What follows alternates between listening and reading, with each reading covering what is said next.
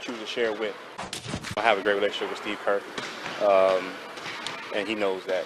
And he spoke to you guys about it. You know what I mean? But even his words still may not be. Someone still may not believe him. But he and I are in a great place. We don't even have to speak about it because he knew that no way, shape, or form was I talking about him.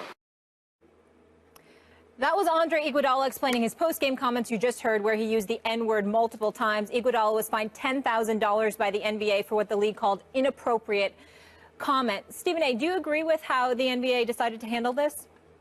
No, I do not. I thought the fine should have been a bit stiffer, maybe $25,000. Keep in mind that Steve Kerr has paid $50,000 in fines this season. On 2 occasions, $25,000 fines he incurred because of verbal abuse of game officials. I think in one instance, Paul George was fined $15,000 for kicking a game ball. And so when you look at it from that perspective, you just say to yourself, excuse me, you're talking about protecting officials, but you're also talking about the integrity of the game.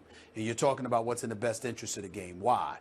Because when you question game officials and you're abusive verbally towards them, what happens is it brings into question their competency at the job. And in some situations where, more incendiary comments are thought about or made, you're thinking along the lines of what their intent is. Well, it transfers to the players to some degree in this respect. When you echo those words, when you appear to be taking a shot at your coach, when you appear to be taking that kind of shot at the league, and you invoke words like master and slavery and all of this other stuff, the fact of the matter is that impugns the integrity of the National Basketball Association. And as a participant and employee of the league, it is perfectly within their right to take a stand and to say, wait a minute, we did not warrant that. We did not deserve that. You really crossed the line. Let's also remember that Kobe Bryant in the past, because he, the homosexual community, the gay community, were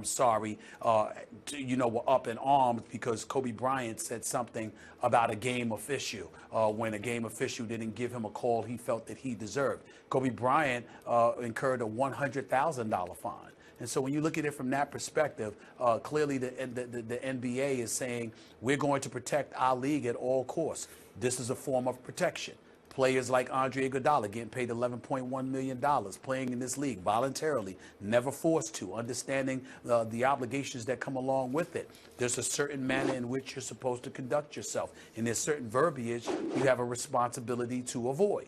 The fact that he did not do that and only gets a $10,000 fine, which is the equivalent of a penny to a dollar based on his salary, doesn't seem to be sending the right kind of message publicly. I thought the fine should have been stiffer. I don't think this goes to the integrity of the game. I don't think the NBA does either, and that's why it's a $10,000 fine. I have no problem with the fine, really, and I don't mind what Iguodala did. He didn't apologize, actually, for him using the word. He apologized for the context in which he used it, for the place in which he used it. Really, what he's guilty of is using controversial adult language in a place that's supposed to be suitable for a general audience. $10,000 sounds about right to me for that. I mean, I don't know, but you bring up Kobe Bryant's $100,000 fine. That was by using a slur against a persecuted minority of which he is not a member, and didn't use it ironically the way Iguodala did to make a point, used it as an insult. I understand the difference there. I think Kobe does too. And I think the NBA got this right. We can quibble about whether it should have been 10 or 25 and how much of a difference that really makes to the player. But I accept exactly what Iguodala just said. He also said it had nothing to do with Steve Kerr. Steve Kerr, from his remarks after the fact, but before Iguodala made this comment, also seems to have said that he didn't take it personally, as though it was directed toward him. And if it went to the integrity of the game, which I don't see exactly how it does, the league would have given a stiffer than $10,000 penalty here, I think, Stephen. I think they got it about right. Well, listen, like you're right. It is quibbling because, what difference does it make whether it's $10,000 or $25,000? So in that regard, you're absolutely right. What I would say is that, again,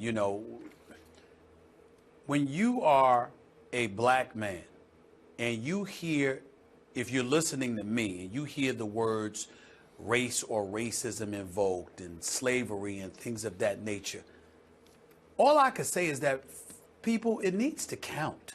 it needs to be something that you can attach to it and say, that's legitimate. That's significant. And so when you're Andre Iguodala, as smart as he is, as accomplished as he is, as thoughtful as he is, and you make those comments, and yeah, it may have been misconstrued as being a shot at Steve Kerr, but that was his fault, not mine or anybody else's, because of the context in which he used it and the time and place in which he chose to make those statements. He could have also been talking about the NBA because of their scheduling. Well, like Mark Cuban and others have pointed out to these players on many, many occasions. You know what? You don't just walk into an arena and play the game. First of all, the arena has to be available. It's used for other venues. It's used as a venue for other activities, other things that are other events that take place. The lights have to be paid. Other folks have to be concessions and beyond maintenance workers. Everybody. It's more that goes into it. I'm quite sure that NBA will address this by extending the season. But if they had their druthers and there was a way to make a schedule for 30 teams in the NBA where guys could get their rest and still play, I'm quite sure that the NBA would do it. So it's not that easy. It's not something that's simple.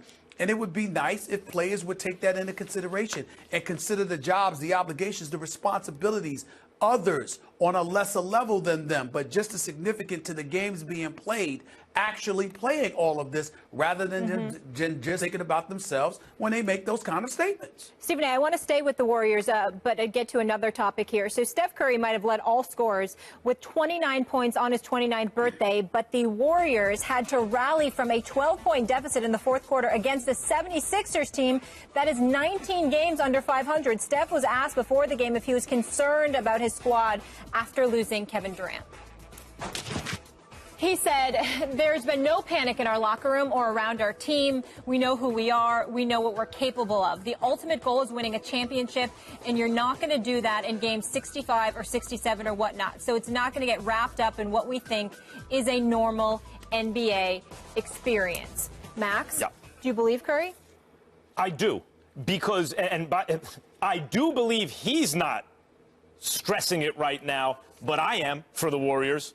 What I've seen from the Warriors recently, when KD went down, they look ordinary. And partly that's because Steph and Klay went cold. And if these guys are going that cold for that long, that means it could potentially happen in a playoff series. And if that happens, they can lose a playoff series and not get to the finals. So he should be concerned about it. But the reason I believe he's not, Stephen A., is the same reason I see him sometimes play nonchalantly in the fourth quarter of Game 7 of the finals and turn the ball over with a pass. Steph Curry's attitude is the attitude of a great shooter. He has to have the utmost confidence that it's going to go in. If he gets cold for a while, he's still shooting it. Eventually, it'll go in. That seems to be his attitude. That's why I believe him when he says he's not anxious about it. But as a fan watching, I am, and I think he should be too. Well, listen, he may say that because shooters have that mentality. As long as the ball is going in when it leaves my hand, I'm not worried about it. And he knows he's not going to continue to shoot 27% from three-point range or 41% from the field. He's just the greatest marksman that I've seen, and I just don't see that happening. But at the end of the day, I also think that if he's thinking about more than just himself and he's thinking about the team, which is what his comments alluded to, he's most certainly worried because you don't have Kevin Durant and Harrison Barnes and Andrew Bogut are no longer there.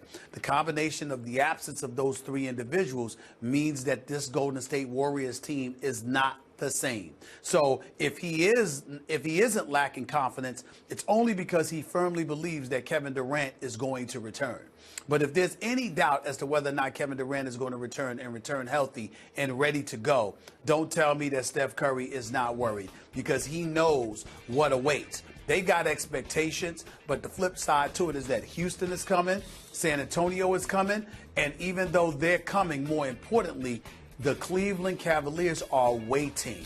They are already loaded, and they are raring to go. And this Warriors team, as presently constructed, without Kevin Durant, is not going to beat the Cleveland Cavaliers. No way without even Durant. With them. Even with him, well, I still would pick Cleveland. I understand that, but with Durant, I'd probably go with Golden State at this point. But without Durant, forget about getting to the finals the way they're playing. They squeaked by at home against the Philly team without Embiid. They had to come back down 15, make a fourth quarter comeback because the shots aren't falling and They not only miss KD on offense, and you would think with more touches, Steph and Klay would get more consistent. They've gotten less since KD went out, but they miss KD on defense. It's a different kind of defense than they had last year, but he made a huge difference on defense, his length, his athletic ability, and his willingness to play it. Without him, they are defensively a bad team.